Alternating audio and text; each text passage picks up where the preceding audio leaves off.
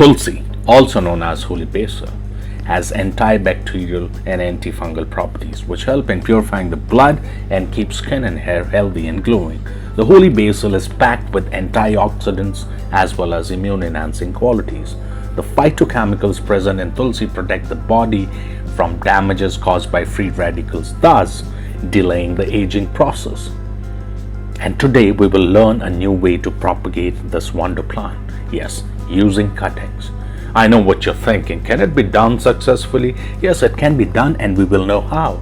So please make sure you spare a few minutes and watch this journey unfold with me. Let us begin, and yes, hit that subscribe button.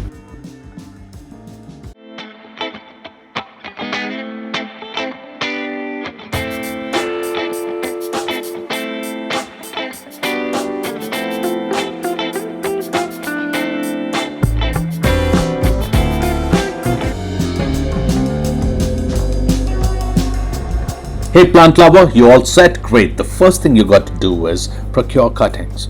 The parent holy basil shrub should be more than 2 years old, and make those cuts right around the lower part of the plant to get those hardy cuttings. Length should be 6 to 8 inches, as you can see here.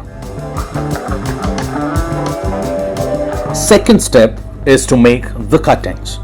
The most important thing while propagating a holy basil from a cutting is you got to have some leaves on the cuttings. When you start them, remove half the leaves and scar the bottom, as we have been doing with a lot of our cuttings.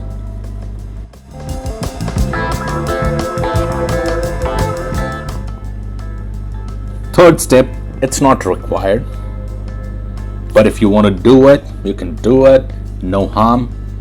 Because holy basil in fact is a great disinfectant and rooting hormone substitute, and I'm going to do it anyway because it's my tried and tested cinnamon powder dip. Fourth step, let the cuttings sit in cinnamon and water solution overnight. Yes, you heard that right, not couple of hours but overnight. Fifth step, soil mix for rooting these cuttings. 50% garden soil, 50% coco peat. It is that simple. Use a styrofoam disposable cup with a drainage hole at the bottom.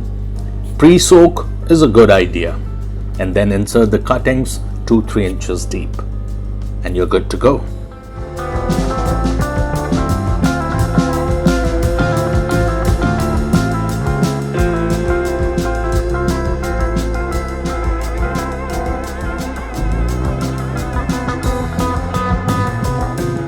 And water the pots once again thoroughly.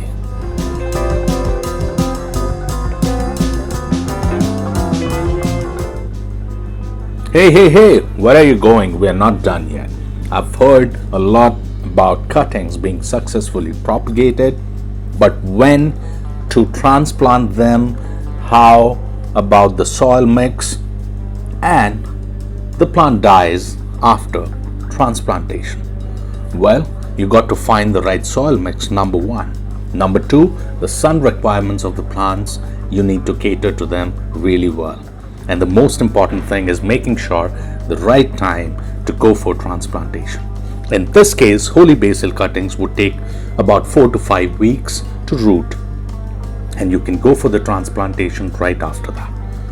Soil mix is quite simple. Garden soil 50%, coco peat 20%, and sand 30%. If you have an access to a bag full of river sand, great. You can replace sand with river sand.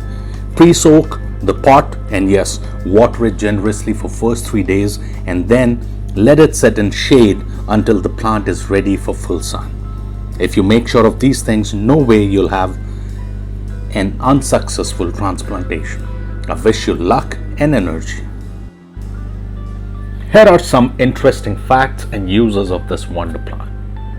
Tulsi leaves boiled in water along with cardamom is said to bring down fever. Tulsi is a germicide and disinfectant and is said to protect human body from all types of infections. Tulsi with honey and ginger is an effective remedy against bronchitis, asthma, influenza and cold. When eaten on an empty stomach, it is said to remove kidney stones.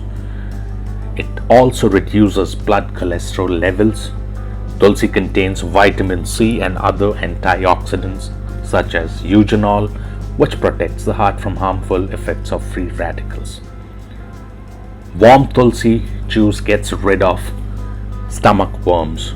Tulsi fights with bad breath, pyorrhea, and cavities and other dental problems. Tulsi was traditionally used as a cure for night blindness. Tulsi scavenges free radicals in the body, so a large group of researchers believe that it has the potential to fight cancer. That's it from me. I thank you for your time, and yes, if you have any suggestions, questions, please share them in the comments. Also, make sure you like, share, and subscribe. I'll see you again. Until then, take care and happy gardening. Goodbye.